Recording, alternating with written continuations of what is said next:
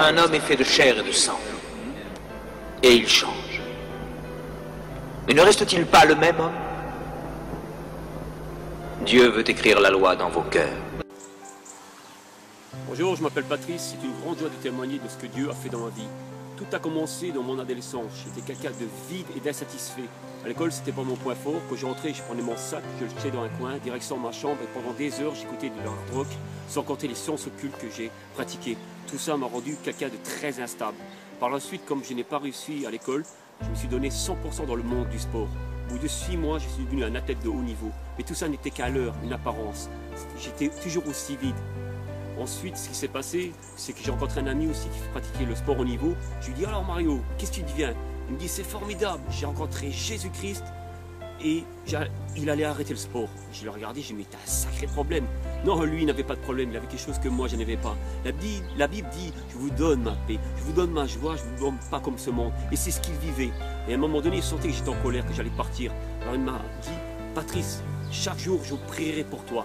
Et c'est vrai que la prière est une grande efficacité. Par la suite, je me suis, on va dire, rebellé à Dieu.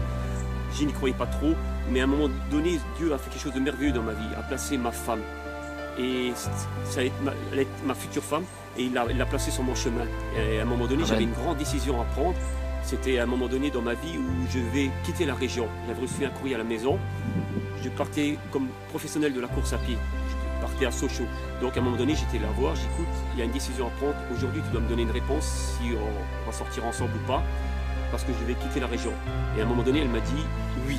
Et de là, ma vie a commencé à basculer. Je commençais à aller avec elle à l'église. Tout était vraiment formidable. Je commençais à vivre des expériences, commençais à recevoir cette paix, cette joie. Mais peu de temps après, j'ai reçu un courrier à la maison. Et ce courrier, je devais faire mon service militaire.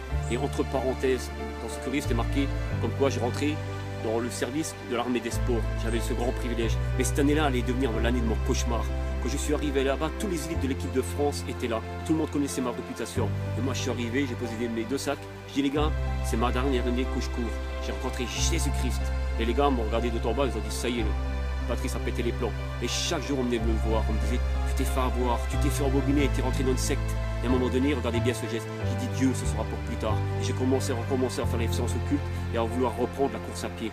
Et on devait se préparer pour une grande compétition qui était à Marseille.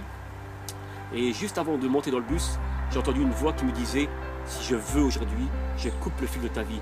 Et ça a été tellement fort que j'ai regardé mon collègue de la course à pied, j'ai dit, mais qu'est-ce que tu me racontes comme bêtise? Et le gars m'a dit, mais je t'ai rien dit. Et là, on est monté dans le bus, on a roulé, je me suis endormi. Et à un moment donné, j'ai entendu mon lieutenant crier. Et là, j'ai ouvert mes yeux et j'ai vu le chauffeur du bus qui était couché sur le volant. Et là, j'ai compris. J'ai dit, ça y est, si je meurs aujourd'hui, je vais aller droit en enfer. Je n'étais pas réconcilié avec Dieu. Je n'avais pas fait la paix avec Dieu. Et là, j'ai crié à Dieu, j'ai dit, Seigneur, je ne veux pas mourir. Et le bus a percuté le fossé. Et de là, du 3e rang, j'ai traversé le pare-brise. Le choc était tellement violent que je ne pouvais plus bouger mes membres. J'étais comme paralysé. Et la seule chose que j'ai pu bouger, c'était ma tête. Je l'ai incliné et j'ai vu le bus qui glissait sur le fossé dans l'herbe. Voilà, j'allais mourir comme un animal, tout simplement. Et j'ai crié une 2e fois à Dieu. J'ai dit, Seigneur, je ne veux pas mourir. Et à ce moment-là, j'ai vu les roues du bus s'incliner, prendre la terre, et le bus s'est arrêté juste devant mon visage. Dieu est vivant. Je ne me suis pas converti tout de suite. J'ai eu plusieurs accidents similaires à ça. Mais un jour, Dieu a transformé ce cœur de pierre en cœur de chair. Et j'ai dit oui à mon Seigneur Jésus. Et je me souviens toujours de ce beau cadeau que Dieu a fait dans ma vie. Je suis engagé, j'ai rentré dans les eaux du baptême. Et que je suis ressorti, j'ai eu un trou de mémoire de 5 secondes. Et Dieu me disait tout simplement, toutes choses sont passées, toutes choses sont devenues nouvelles. Et ma vie repartait à zéro, un cadeau de Dieu. Je vais terminer avec 2 choses. La première, je regrette qu'une chose dans ma vie, c'est ne pas avoir rencontré Jésus-Christ plus tôt. Et la deuxième, c'est que si vous êtes dans votre vie meurtri, ou si vous êtes dans l'alcool, ou dans la drogue, ou dans n'importe quelle emprise, je peux vous dire qu'aujourd'hui, Dieu a la solution de votre problème. Il suffit d'ouvrir votre cœur dans votre chambre et Dieu va transformer votre vie comme il a transformé la mienne. Que le Seigneur vous bénisse. Amen. Sois glorifié.